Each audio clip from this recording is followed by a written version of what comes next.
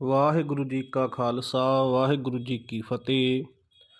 ਧੰਨ ਧੰਨ ਸਤਿਗੁਰੂ ਗੁਰੂ ਗੋਬਿੰਦ ਸਿੰਘ ਸਾਹਿਬ ਜੀ ਮਹਾਰਾਜ ਸੱਚੇ ਪਾਤਸ਼ਾਹ, ਦੀਨ ਦੁਨੀ ਦੇ ਮਾਲਕ ਸਰਬੰਸ ਦਾਨੀ ਸਤਿਗੁਰੂ ਜੀ, ਤਿੰਨਾਂ ਦੀ ਮਹਿਮਾ ਜਿੰਨੀ ਕੀਤੀ ਜਾਵੇ ਖਾਲਸਾ ਜੀ ਓਨੀ ਥੋੜ੍ਹੀ ਹੈ।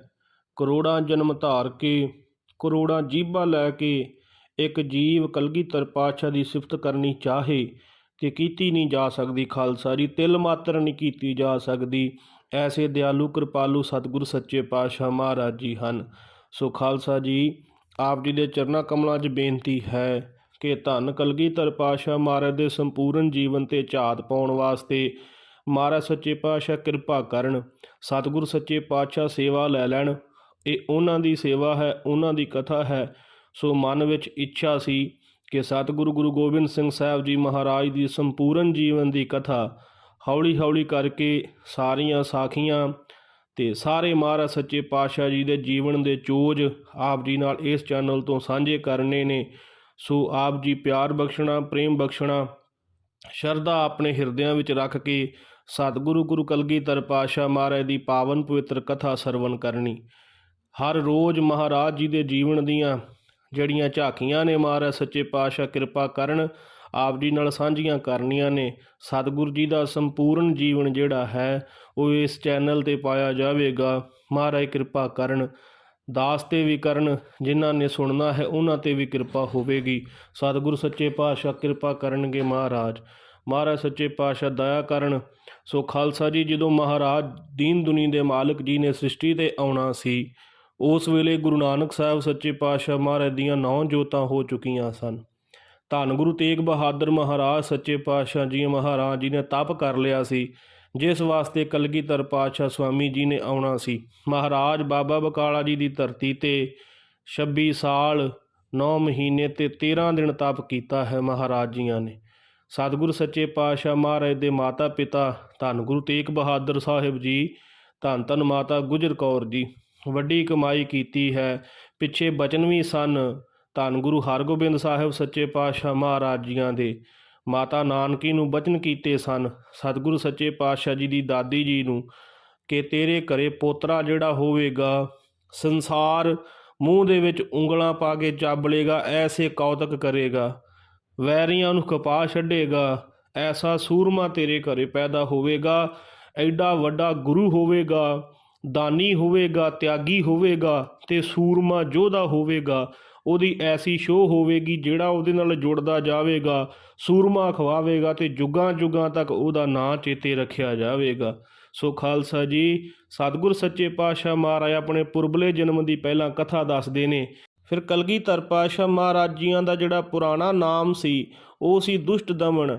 ਸੋ ਇਹ ਉਸ ਵੇਲੇ ਦੀ ਹੈ ਖਾਲਸਾ ਜੀ, ਜਦੋਂ ਦੈਂਤਾਂ ਦਾ ਬਹੁਤਾ ਬੋਲਬਾਲਾ ਹੋਣ ਕਰਕੇ ਇੰਦਰਪੁਰੀ ਦੇ ਧਾਵਾ ਬੋਲਿਆ ਸੀ ਤੇ ਇੰਦਰ ਨੇ ਡਰਦਿਆਂ ਨੇ ਦੇਵਤਿਆਂ ਨੂੰ ਜਾ ਕੇ ਕਿਹਾ ਸੀ ਕਿ ਮੇਰੀ ਰੱਖਿਆ ਕਰੋ, ਮੇਰੇ ਘਰ ਨੂੰ ਬਚਾਉਣਾ ਕਰੋ। ਉਸ ਵੇਲੇ ਸਾਰੇ ਦੇਵਤਿਆਂ ਨੇ ਫਿਰ ਦੁਰਗਾ ਦੀ ਅਰਾਧਨਾ ਕੀਤੀ ਸੀ, ਜਿਹੜੀ ਅਕਾਲ ਪੁਰਖ ਵਾਹਿਗੁਰੂ ਸੱਚੇ ਪਾਤਸ਼ਾਹ ਦੀ ਵੱਡੀ ਸ਼ਕਤੀ ਹੈ ਚੰਡੀ।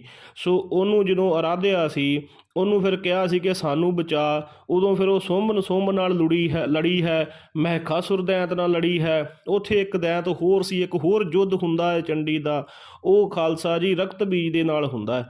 ਜਿਹੜਾ ਰਕਤ ਬੀਜ ਦੈਂਤ ਸੀ, ਜਦੋਂ ਉਹਦੇ ਸਰੀਰ 'ਤੇ ਕੋਈ ਟੱਕ ਲੱਗਦਾ ਸੀ ਤਾਂ ਉਹਦਾ ਜਿਹੜਾ ਖੂਨ ਧਰਤੀ 'ਤੇ ਬੂੰਦਾਂ ਡਿੱਗਦੀਆਂ ਸੀ, ਉਹ ਬੂੰਦਾਂ ਤੋਂ ਫੇਰ ਦੈਂਤ ਪੈਦਾ ਹੋ ਜਾਂਦਾ ਸੀ। ਉਸੇ ਵੇਲੇ ਦੈਂਤ ਪੈਦਾ ਹੋ ਕੇ ਲੜਨ ਲੱਗ ਪੈਂਦਾ ਸੀ। ਸੋ ਖਾਲਸਾ ਜੀ, ਇੱਦਾਂ ਉਹ ਜਦੋਂ ਕਿਸੇ 'ਤੇ ਵਾਰ ਕਰਦੀ ਸੀ, ਉਹਦੀਆਂ ਖੂਨ ਬੂੰਦਾਂ ਡਿੱਗਣ ਕਰਕੇ ਹੋਰ ਦੈਂਤ ਵੱਧ ਜਿਹੜੇ ਪੈਦਾ ਹੋ ਕੇ ਲੜਨ ਲੱਗ ਪੈਂਦੇ ਸੀ।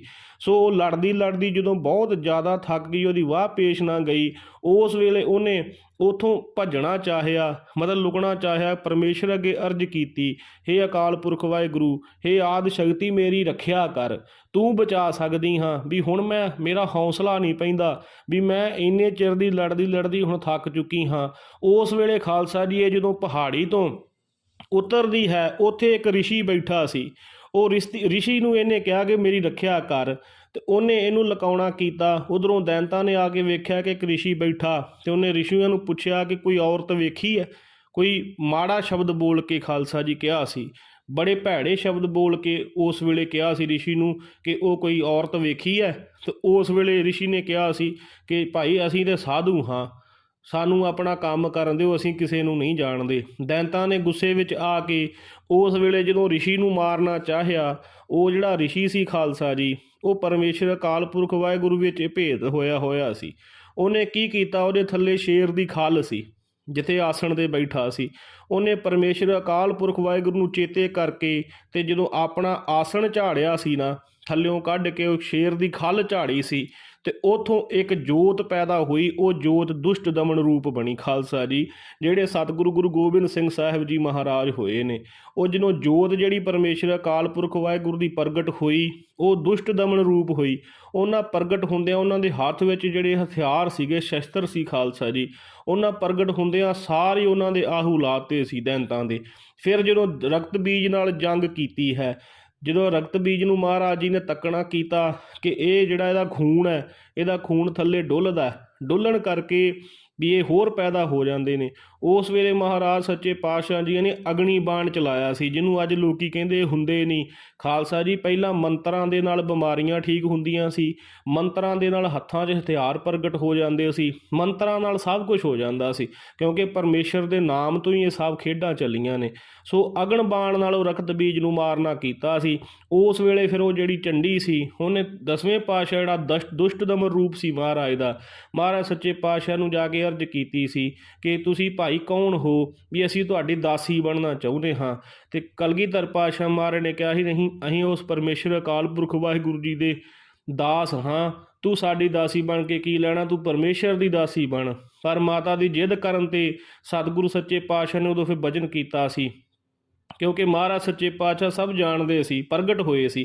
ਇਸੇ ਗੱਲ ਕਰਕੇ ਮਹਾਰਾਜ ਸੱਚੇ ਪਾਤਸ਼ਾਹ ਪ੍ਰਥਾਇਆ ਬਚਨ ਜਿਹੜਾ ਵਰਤਿਆ ਗਿਆ ਹੈ, ਪ੍ਰਗਟ ਵਾਹ ਪ੍ਰਗਟਿਓ ਮਰਦ ਅਗੰਮੜਾ ਵਨਿਆਮ ਅਕੇਲਾ, ਵਾਹ ਵਾਹ ਗੋਬਿੰਦ ਸਿੰਘ ਆਪੇ ਗੁਰ ਚੇਲਾ। ਮਹਾਰਾਜ ਸੱਚੇ ਪਾਤਸ਼ਾਹ ਪ੍ਰਗਟ ਹੋਏ ਨੇ। ਖਾਲਸਾ ਜੀ, ਪ੍ਰਗਟ ਉਹ ਹੁੰਦਾ ਜਿਹੜਾ ਪਹਿਲਾਂ ਮੌਜੂਦ ਹੋਵੇ ਪਰ ਅਲੋਪ ਹੋਇਆ ਹੋਵੇ ਤੇ ਲੋੜ ਪਈ ਤੇ ਪ੍ਰਗਟ ਹੋ ਜਾਏ, ਉਹਨੂੰ ਪ੍ਰਗਟ ਕਿਹਾ ਜਾਂਦਾ। ਸੋ ਉਸ ਵੇਲੇ ਮਹਾਰਾਜ ਜੀ ਨੇ ਕਿਹਾ ਸੀ, ਕਲਯੁਗ ਦੇ ਵਿੱਚ ਗੁਰੂ ਨਾਨਕ ਸਾਹਿਬ ਸੱਚੇ ਪਾਤਸ਼ਾਹ ਦੀ 10ਵੀਂ ਗੱਦੀ 'ਤੇ ਸਜਾਂਗੇ, ਉਸ ਵੇਲੇ ਤੂੰ ਆ ਜੀ, ਪਰ ਤੈਨੂੰ ਦਾਸੀ ਬਣਾਵਾਂਗੇ, ਇਹ ਤੋਂ ਜ਼ਿਆਦਾ ਕੁਛ ਨਹੀਂ ਬਣਾ ਸਕਦੇ। ਖਾਲਸਾ ਜੀ, ਉਹੀ ਮਾਤਾ ਫਿਰ ਮਾਤਾ ਸਾਹਿਬ ਕੌਰ ਹੋਈ ਹੈ, ਜਿਹੜੀ ਖਾਲਸੇ ਦੀ ਮਾਤਾ ਹੋਈ ਹੈ।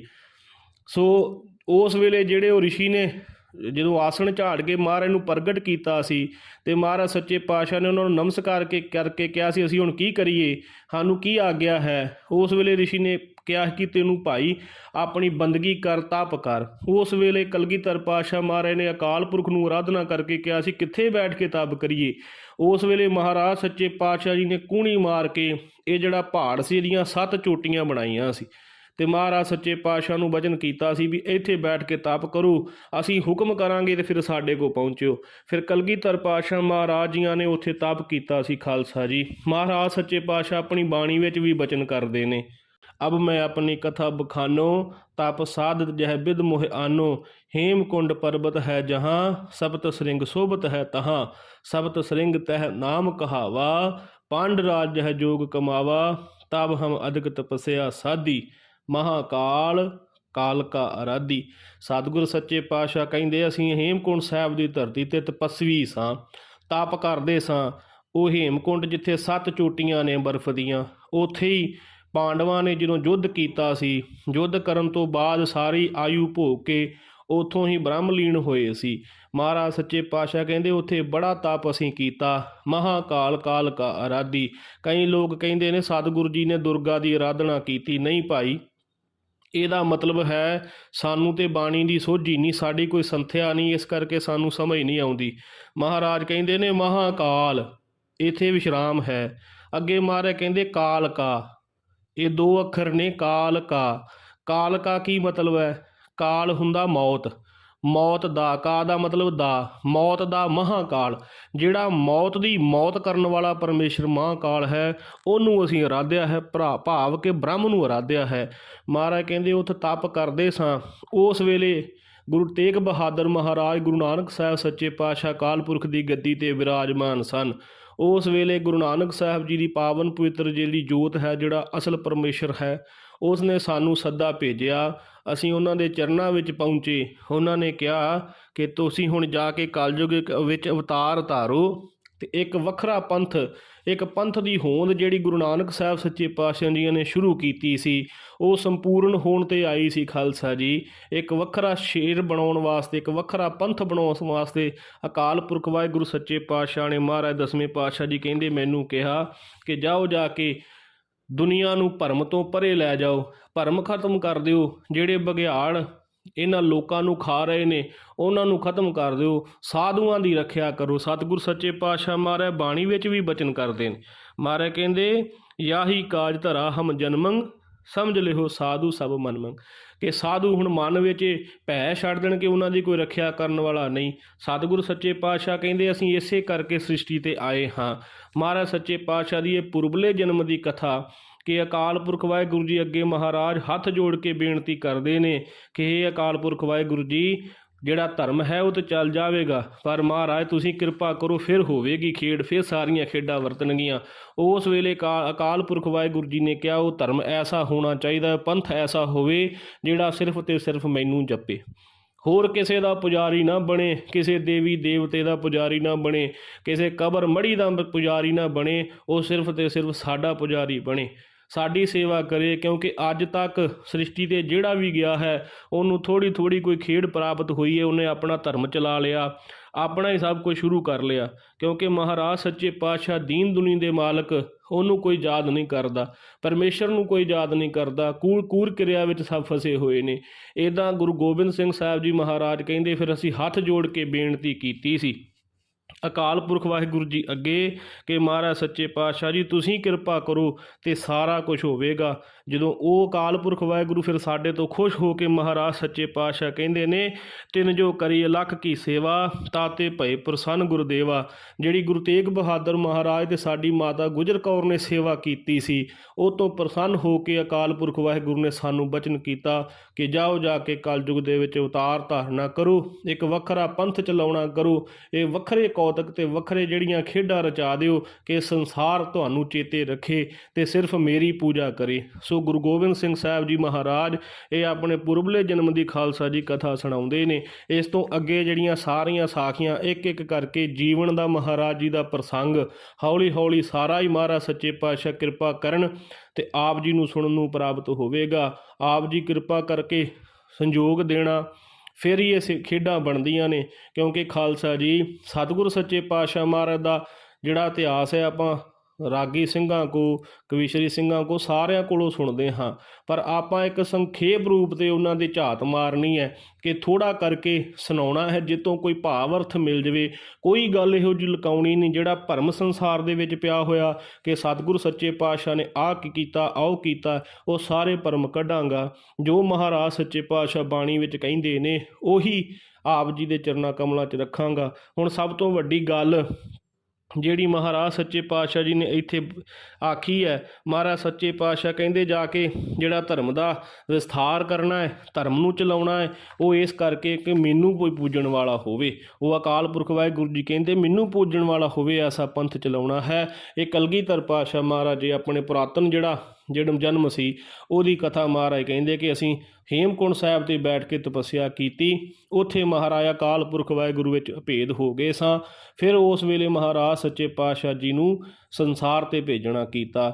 ਸੋ ਇਹ ਮਹਾਰਾਜ ਸੱਚੇ ਪਾਤਸ਼ਾਹ ਜੀ ਦੇ ਆਉਣ ਤੋਂ ਪਹਿਲਾ ਪ੍ਰਸੰਗ ਹੈ। ਫਿਰ ਮਹਾਰਾਜ ਜੀ ਨੂੰ ਸੱਚੇ ਪਾਤਸ਼ਾਹ ਦੀ ਕਿਰਪਾ ਸਦਕਾ ਕੱਲ੍ਹ ਨੂੰ ਜਿਹੜੀ ਮਹਾਰਾਜ ਜੀ ਦੀ ਝਲਕ ਪਾਵਾਂਗੇ ਜੀਵਨ 'ਤੇ, ਉਹ ਇਹ ਹੋਵੇਗੀ ਕਿ ਮਹਾਰਾਜ ਸੱਚੇ ਪਾਤਸ਼ਾਹ ਦੇ ਆਉਣ ਤੋਂ ਪਹਿਲਾਂ ਸੰਸਾਰ ਦਾ ਹਾਲ ਕੀ ਸੀ, ਇਸ ਭਾਰਤ ਦਾ ਹਾਲ ਕੀ ਸੀ, ਉਹ ਵਰਣਨ ਕਰਾਵਾਂਗੇ। ਉਸ ਤੋਂ ਬਾਅਦ ਸਤਿਗੁਰੂ ਸੱਚੇ ਪਾਤਸ਼ਾਹ ਮਹਾਰਾਜ ਜੀ ਅਵਤਾਰ ਧਾਰਨਗੇ, ਭੁੱਲਾਂ ਦੀ ਖਿਮਾ ਬਖਸ਼ ਦੇਣੀ। ਵਾਹਿਗੁਰੂ ਜੀ ਕਾ ਖਾਲਸਾ, ਵਾਹਿਗੁਰੂ ਜੀ ਕੀ ਫਤਿਹ।